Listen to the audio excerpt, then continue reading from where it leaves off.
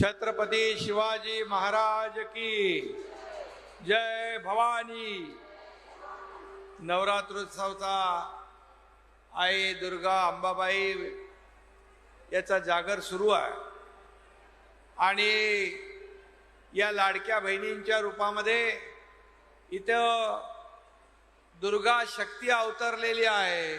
सगळीकडे माझ्या भगिनी बहिणी लाडक्या बहिणी एवढ्या मोठ्या संख्येने उपस्थित आहेत, त्यांचं मी मनापासून स्वागत करतो, त्यांना खूप खूप शुभेच्छा देतो।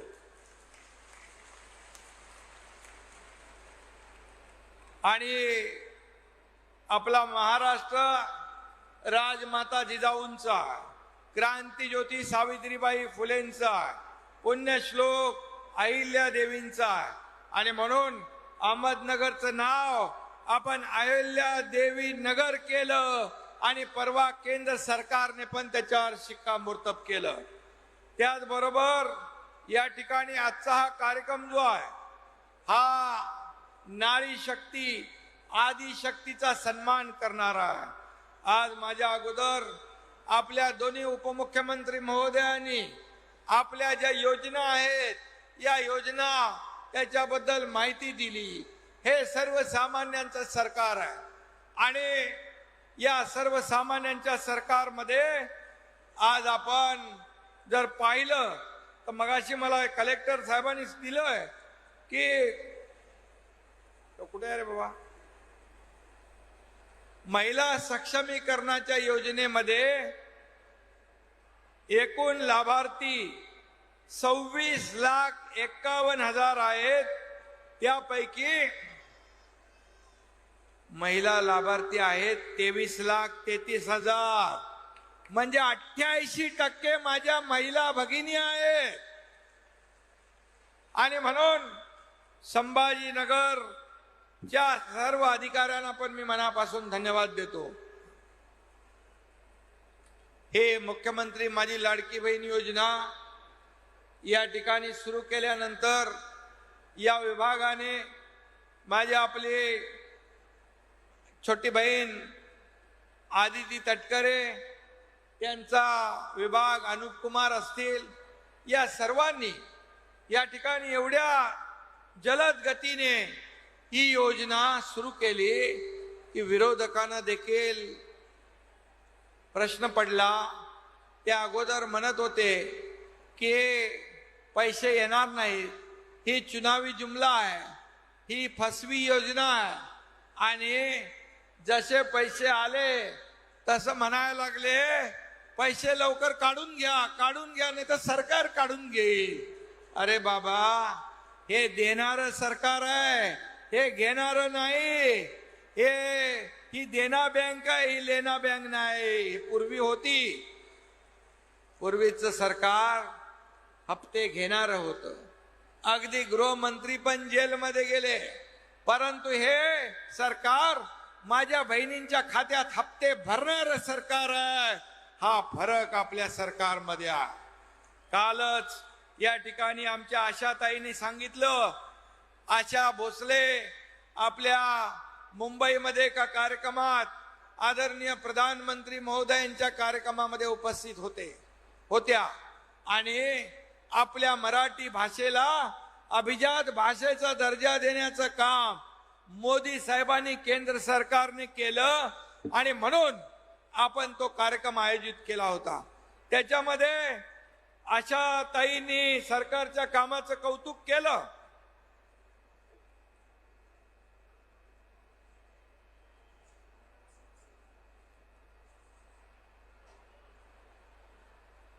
आशाताईंनी कौतुक केलं, म्हणाल्या खरं म्हणजे सरकारचं काम चांगलं आहे। त्याने पूर्वीची एक आठवण सांगितली की दिवसातून 2 वेळा देखील त्यांच्या परिवाराला कुटुंबाला 2 दिवसाचं जेवण मिळत नव्हतं। सकाळचं दुपारी, दुपारचं संध्याकाळी, अशा प्रकारची त्यांची दिनचर्या होती।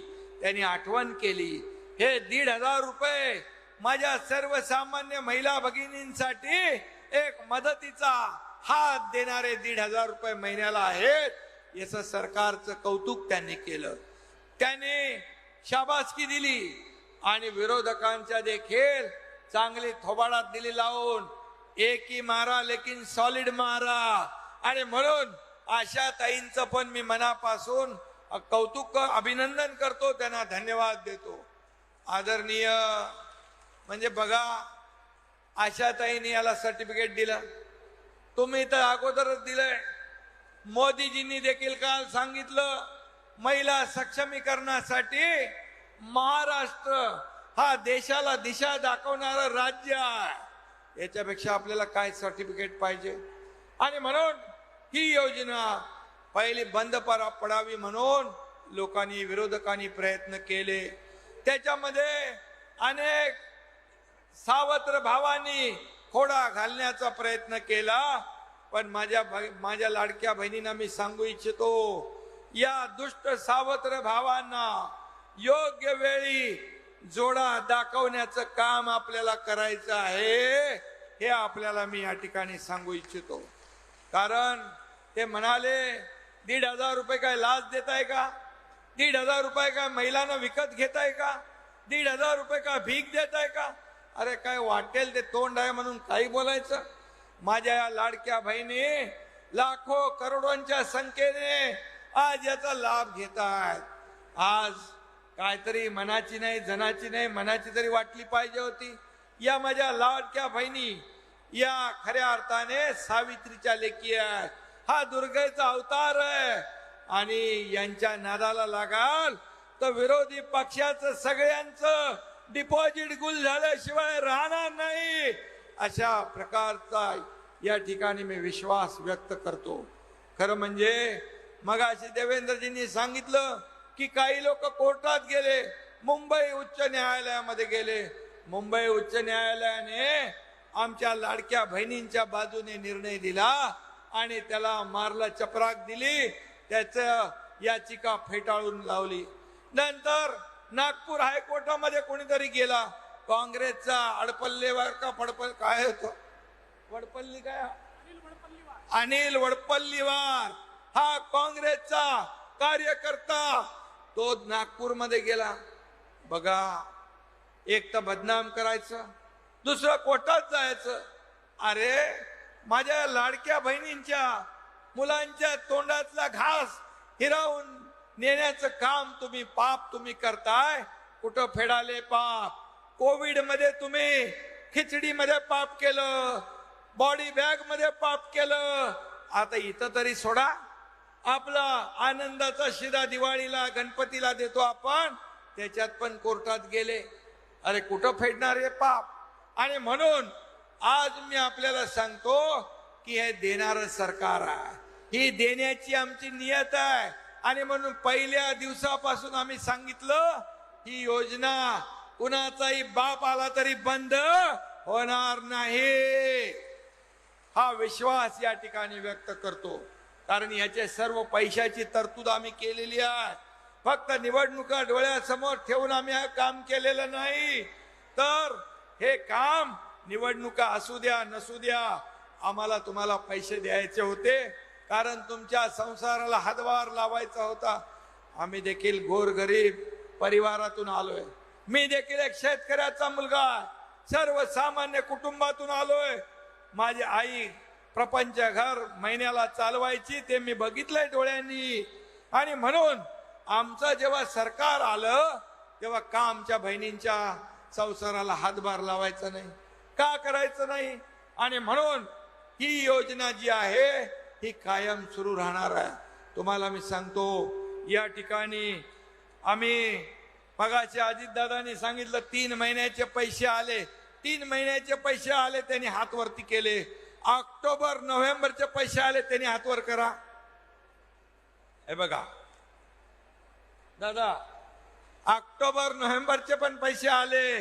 म्हणजे हे सरकार पैसे देणार आहे. हे सरकार ठेकेदारांकडून ऍडव्हान्स घेणारं सरकार नाही, हे देणारं सरकार आहे. अरे कोणीतरी म्हटलं असतं चला ठीक आहे, आता ऑक्टोबर नोव्हेंबर तर पुढं आहे, आता कशाला द्यायचे.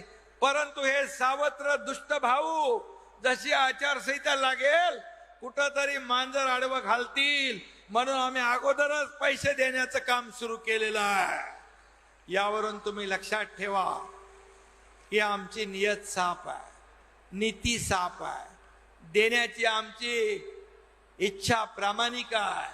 आणि म्हणूनच ही योजना मुख्यमंत्री माझी लाडकी बहीण योजना असेल, लेक लाडकी लखपती योजना असेल, मुलींचं उच्च शिक्षण मोफत देणारी योजना असेल, पिंक रिक्षा देणारी योजना असेल, अशा एसटी मध्ये मगाशी देवेंद्रजींनी सांगितलं 50% आपण सवलत देतो, या अशा अनेक योजना ज्या सवलतीच्या आहेत, या सवलतीच्या योजना आपण का देतोय लाडक्या बहिणींना? काही लाडक्या बहिणींनी काही याच्यामध्ये छोटा मोठा व्यवसाय सुरू केला, त्याच्यातून 1,500 मध्ये सुरू केला, 10,000 रुपये मिळाले। 3,000 रुपयामध्ये आणखी व्यवसाय मोठा केला, 20,000 रुपये मिळाले। तुम्हाला मी एवढंच सांगतो, मी जास्त काय बोलणार नाही, पण आपल्याला मी सांगतो, तुम्ही जशी सरकारची ताकद वाढवाल, अजितदादा एकदम रोखठोकपणे सांगतात की योजना चालू करायची ठेवायची असेल तर तुम्हाला काय केलं पाहिजे, पण मी तुम्हाला सांगतो ही योजना कायम सुरू राहणार। तुम्ही या सरकारला जेवढी ताकद द्याल, आम्ही तुम्हाला 1,500 वर ठेवणार नाही, 1,500चे 2,000 करणार, 2,000चे 2,500 करणार, 2,500चे 3,000 करणार। तुम्ही ताकद आणखी वाढवाल तर 3,000 पेक्षा जास्ती देताना देखील सरकार हात आकडता घेणार नाही, कारण हे तुमचे पैसे आहेत, हे जनतेचे पैसे आहेत, हे जनतेला देण्यासाठीच आम्ही इथं सरकारमध्ये आलो। आणि म्हणून तुम्हाला एवढंच सांगतो, या माझ्या लाडक्या बहिणींना, आपल्याला, तुम्हाला, आम्हाला लखपती झालेलं बघायचं आहे। या राज्यातल्या सगळ्या बहिणी लखपती होतील, त्या दिवशी तो दिवस आमच्यासाठी समाधानाचा आणि आनंदाचा दिवस असेल। आता मला आदितीने, माझ्या छोट्या बहिणीने एक चिठ्ठी दिली। या कार्यक्रमामध्ये काही गरोदर माझ्या बहिणी आलेल्या आहेत, त्यांचा निरोप आहे की आम्हाला माननीय मुख्यमंत्री आणि उपमुख्यमंत्री यांचे आभार तर मानतोच, पण आम्हाला गरोदर असताना 1,500 रुपये मिळतात, त्याचं औषध आणि आहारासाठी आम्ही वापर करतोय। त्यांनी तिघांनाही राख्या दिल्यात। माझ्या बहिणींना मनापासून मी धन्यवाद देतो, माझ्या त्या बहिणींचं मनापासून आभार मानतो। खरं म्हणजे हे सरकार सर्वसामान्यांचं आहे, गोर गरिबांचं आहे। आणि म्हणूनच मगाशी आपले देवेंद्रजींचं जे खातं ऊर्जा खातं आहे, त्या ऊर्जा खात्यामध्ये शेतकऱ्यांना 7.5 HP मोटर पंपाने शेती करणाऱ्या 45 लाख शेतकऱ्यांना वीज बिल माफ करण्याचा निर्णय आपल्या सरकारने घेतला। ते देखील आपण आज निर्णय घेतलेला आहे आणि म्हणून तेही मिळेल बसा।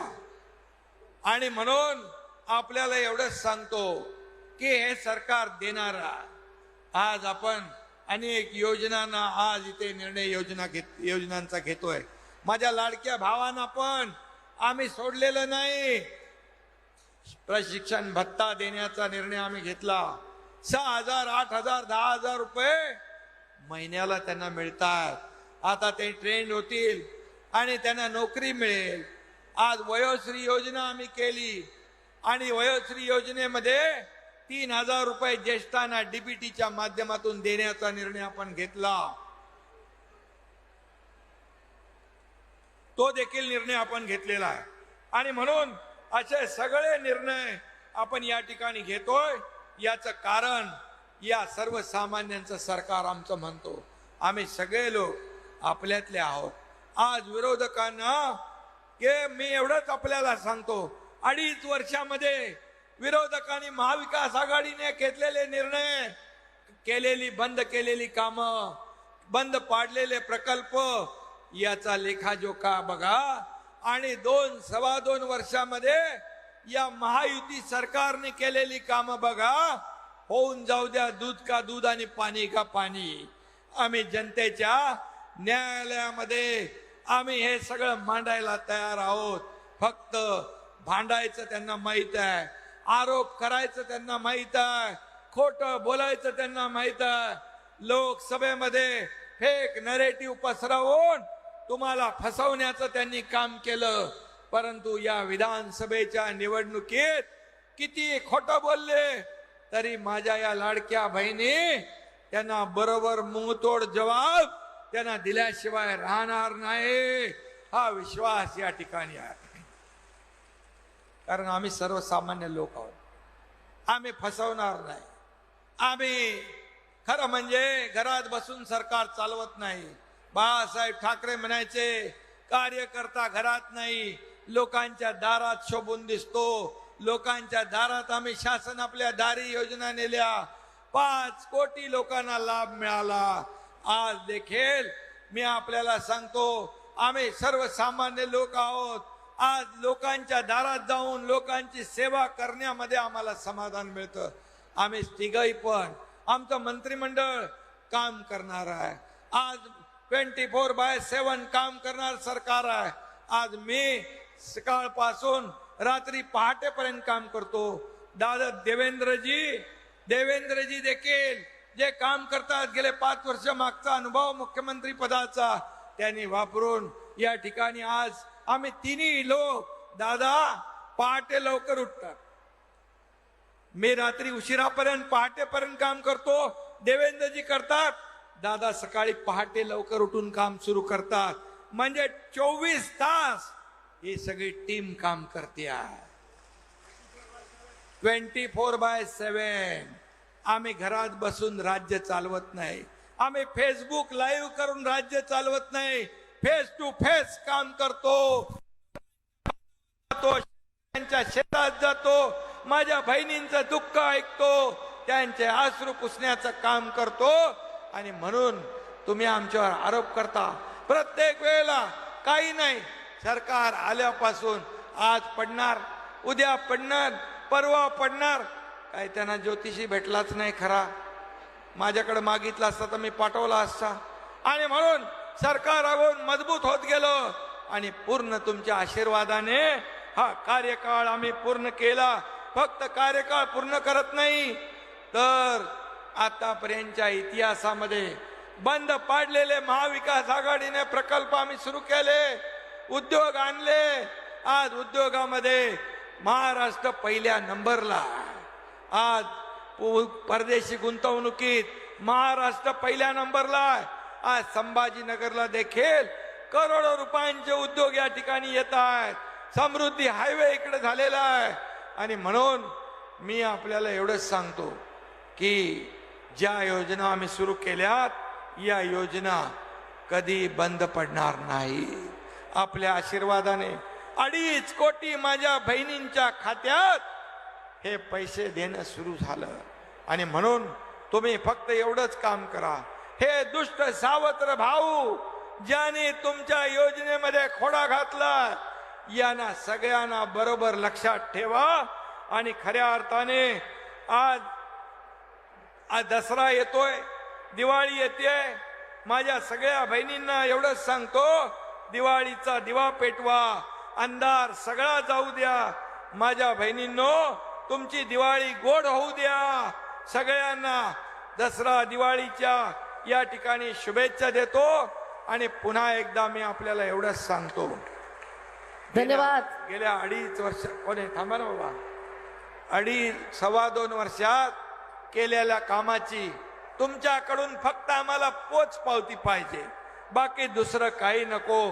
तुमचे आशीर्वाद पाहिजे.